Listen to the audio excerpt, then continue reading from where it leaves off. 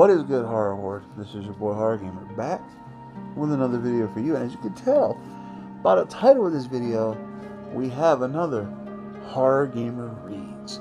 And we're just diving right into this bad boy because this is getting so good. The last time we were in this book, they were in the mansion, they were exploring, and then they run into zombies.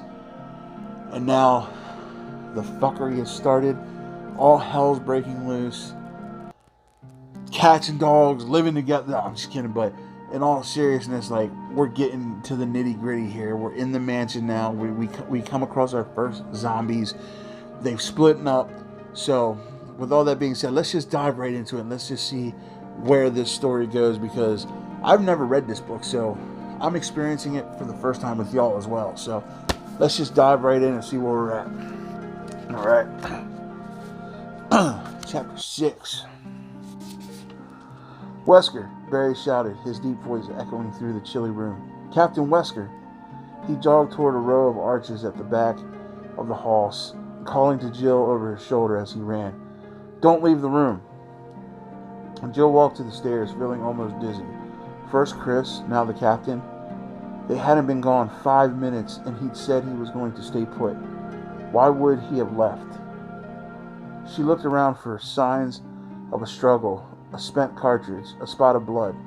There was nothing to indicate that what might have happened here. Barry appeared on the other side of the giant staircase, shaking his head and walking slowly to join her. Jill bit her... Oh, sorry, I lost my bookmark there. Jill bit her lower lip, frowning. You think Wesker ran into one of those things? She asked. Barry sighed.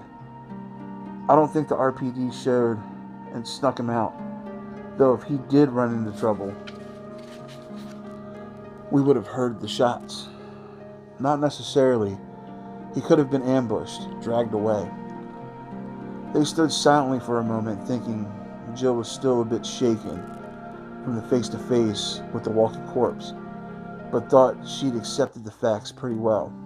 The woods bordering Raccoon City had become infested with zombies. This was exciting. After a lifetime of reading trashy novels about serial killers, is a cannibal zombie so hard to swallow?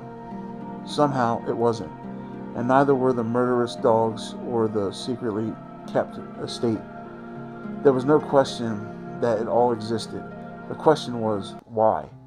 Did the mansion have anything to do with the murders?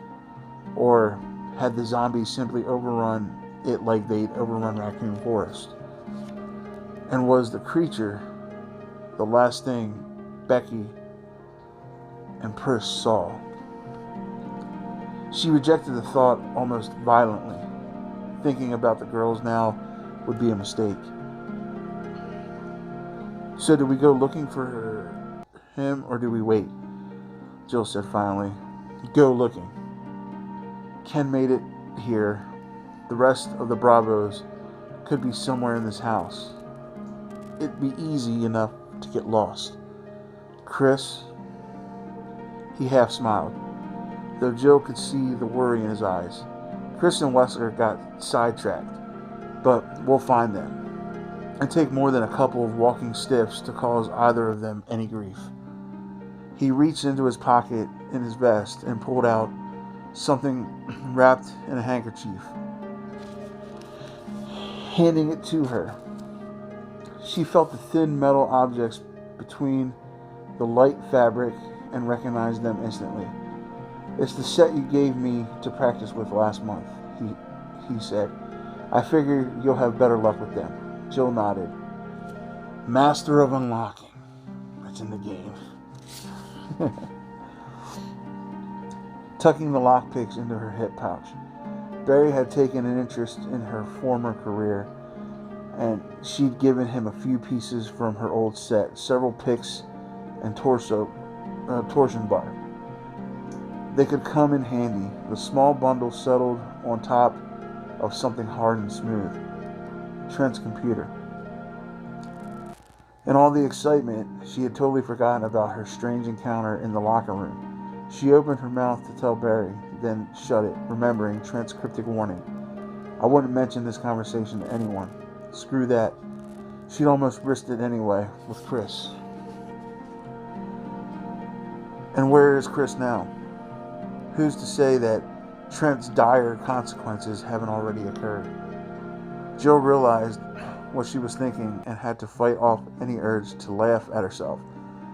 What had happened with Trent probably wasn't even relevant to their predicament. And whether or not she could trust Barry, she knew she didn't trust Trent. Still, she decided not to say anything about it, at least until she had a chance to see what the computer held. I think we should split up, Barry continued. I know it's dangerous, but we need to cover a lot of ground. We find anybody, we meet back here, use this room as base. Smart. Rubbing at his beard, he fixed her with a serious gaze. You up for this, Jill? We could search together. No, you're right, she said. I can take the West Wing. Unlike cops, stars seldom partner. They were trained to watch their own backs in dangerous situations. Barry nodded. Okay, I'll go back and see if I can persuade one of those doors to open. Keep an eye out for a back exit. Conserve ammo. And be careful. You too. Barry grinned, holding up his Colt Python. I'll be fine. There was nothing left to say. Jill headed straight for the set of doors on the west wall that Wesker hadn't tried earlier. Behind her, Barry hurried back to the dining room. She heard the door open and close, leaving her alone. Here goes nothing. The painted blue doors opened smoothly, revealing a small, shadowy room, as cool and silent as the main hall, all in shades of blue. Muted track lighting illuminated frame paintings on dusky walls, and in the center of the room was a large statue of a woman holding an urn on one shoulder. Jill closed the door behind her and let her eyes adjust to the gloom. Nodding the two doors opposite the one side she'd come through. The one on the left was open, though a small chest was pushed in front of it, blocking access. It was unlikely that Wesker had gone that way. She walked to the one on the right and tried the knob, locked. Sighing, she reached into her pack for the picks and then hesitated, feeling the smooth weight of the mini desk reader. Let's see what Mr. Trent thinks is so important. She slipped it out and studied it a moment, then tapped a switch. A screen the size of a baseball card flickered to life, and with a few more taps, small lines of type scrolled across the monitor. She scanned the material, recognizing names and dates from local newspapers. Trent had apparently compiled every article he could find about the murders and disappearances in Raccoon City, plus the pieces on the stars. Nothing new here. Jill skipped along, wondering what the point was. After the articles was a list of names. William Birkin, Steve Keller, Michael Dees, John Ho, Martin Crackhorn, Henry Sarton, Ellen Smith, Bill Rabbitson. She frowned. None of the names were familiar except, wasn't Bill Rabbitson Chris's friend? The one who had worked for Umbrella? She couldn't be sure. She had to ask Chris. Assuming we find him. This was a waste of time. She needed to start looking for the other stars. She pressed the forwarding key to get the end of the data. And a picture appeared. Tiny lines set into patterns. There were squares and long rectangles cross-hatched with similar marks that connected the empty boxes. Beneath it was a single line, a message as enigmatic as she could have expected from Mr. Trent. Night keys, tiger eyes, 4 crests, eye gate of new life, East Eagle, West Wolf. Gee, how illuminating. That just clears up everything, doesn't it? The picture was some kind of map. She decided it looked like a floor plan. The biggest area was the center, a slightly smaller one extended off to the left. Jill suddenly felt her heart skip a beat. She stared down at the small screen, wondering how Trent had known. It was the mansion's first floor. She tapped the forward button again and saw what could only be the second floor, the shapes corresponding to the line first map. There was nothing after the second map, but it was enough. As far as she was concerned, there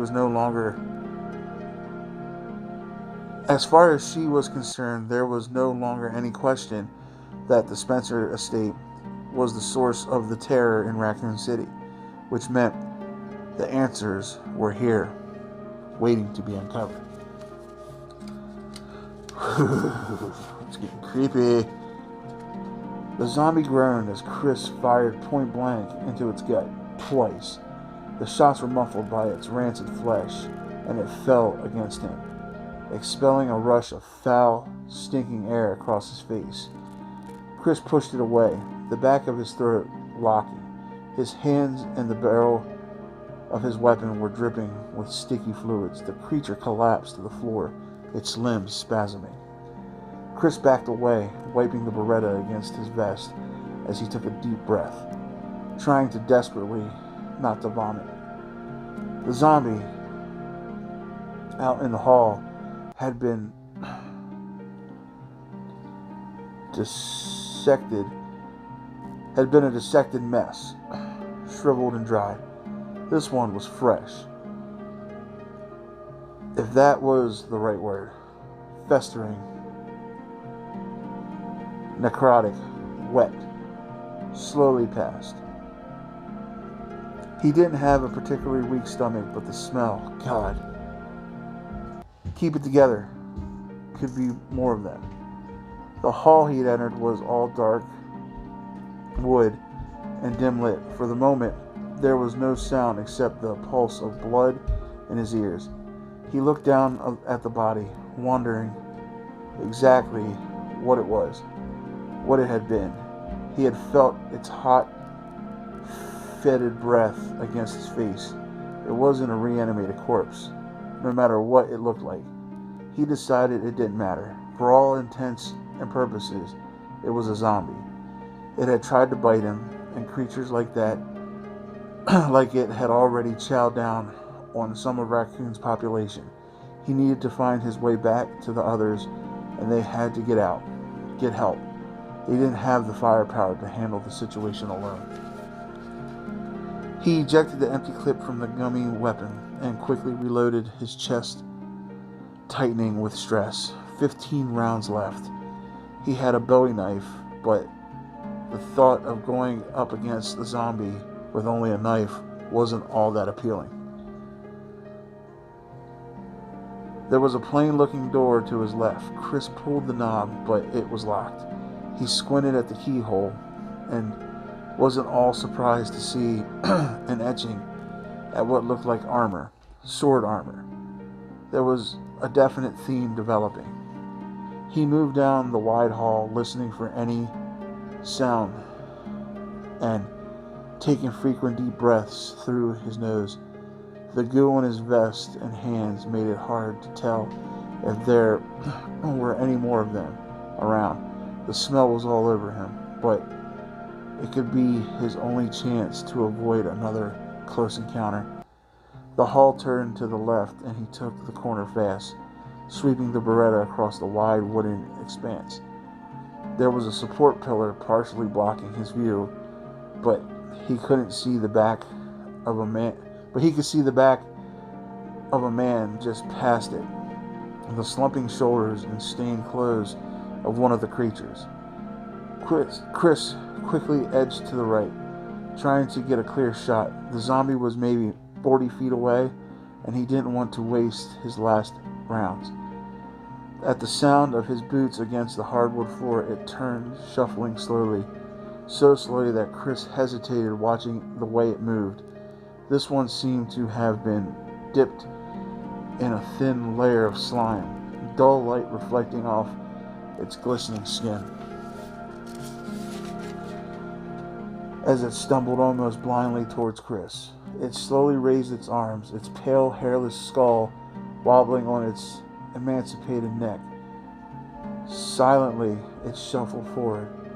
Chris took a sliding step back to his left, and the zombie changed direction, veering toward him eagerly, closing the distance between them at a slow walk. Just like in the movies, dangerous but dumb, and easily to outrun. He had to save ammo in case he got cornered. There were stairs at the end of the hall, and Chris took a deep breath, readying himself. He stepped back, giving himself enough room to maneuver, and heard a gasping moan behind him, a fresh wave of rancid stink assaulting his senses. He spun, the realization hitting him even before he saw it. The festering zombie was only a few feet away, reaching for him, bits of its putrid gut spilling out across the shattered, abandoned abdomen.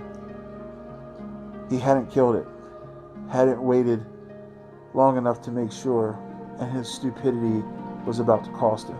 Oh shit. Chris sprinted away and down the corridor, dodging both of them and cursing himself. He passed the thick support beam almost to the stairs, and stopped cold, seeing what waited at the top.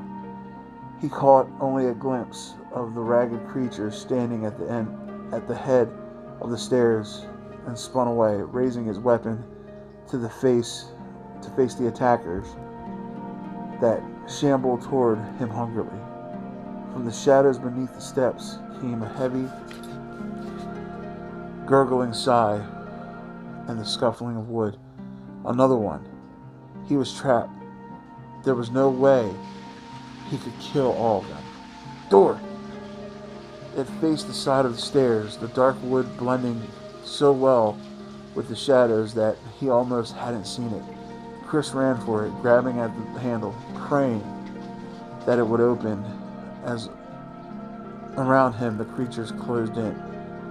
If it was locked, he was dead. Rebecca Chambers had never been more afraid. Not once in her 18 years. For what seemed like an eternity, she listened to the soft scrape of rotting flesh brushing against the door and tried desperately to think of a plan. Her dread building with each passing minute. There was no lock on the door, and she'd lost her handgun on the run for the house.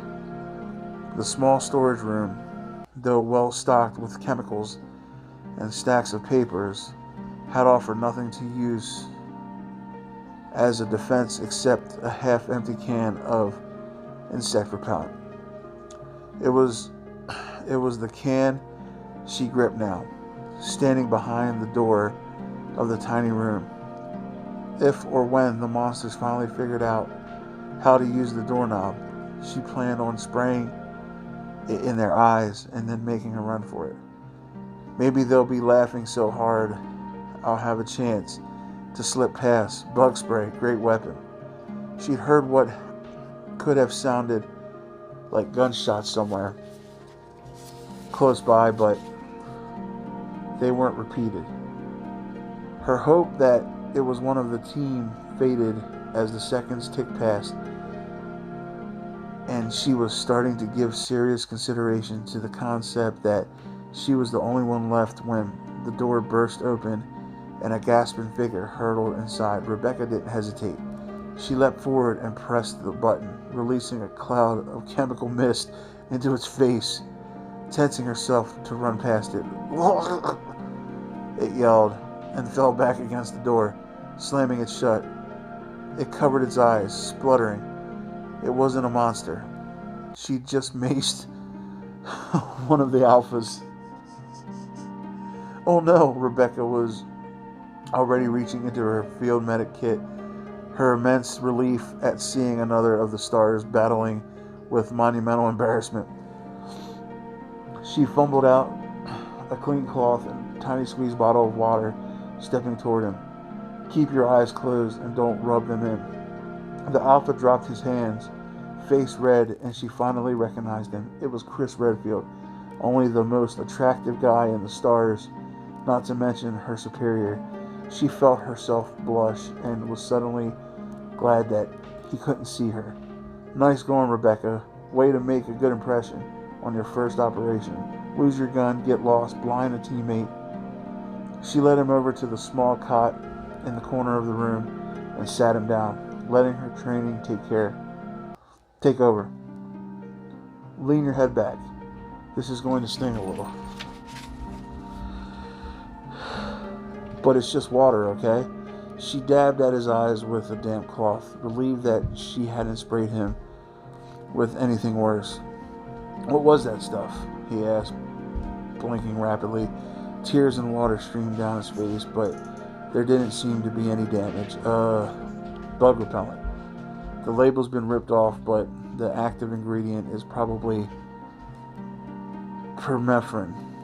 It's an irritant, but the effects shouldn't last long. I lost my gun, and when you came in, I thought you were one of those things. Though, if they hadn't figured out how to use a doorknob by now, they probably won't. She realized she was babbling and shut up, flushing the crude irrigation and stepping back. Chris wiped at his face and peered up at her with bloodshot eyes. Rebecca Chambers, right? She nodded miserably. Yeah, look, I'm really sorry. Don't worry about it, he said with a smile. Not a bad weapon, actually.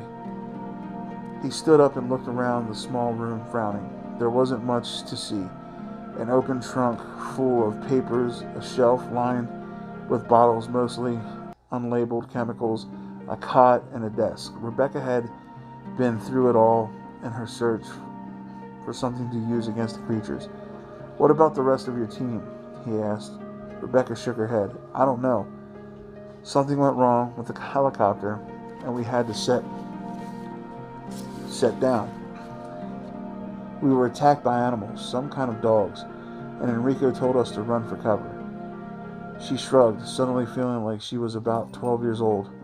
I got turned around in the woods and ended up at the front door of this place. I think one of the others broke it down. It was open. She trailed off, looking away from his intense gaze.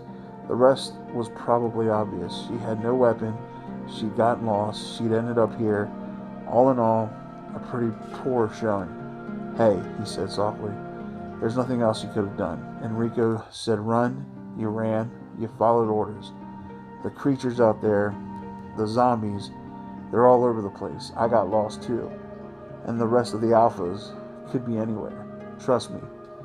Just the fact that you made it this far. Outside, one of the monsters let out a low, plaintive wail, and Chris stopped talking, his expression grim. Rebecca shuddered. So what do we do now?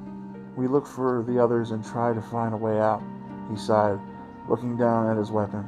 Except, you don't have a gun and I'm almost out of ammo.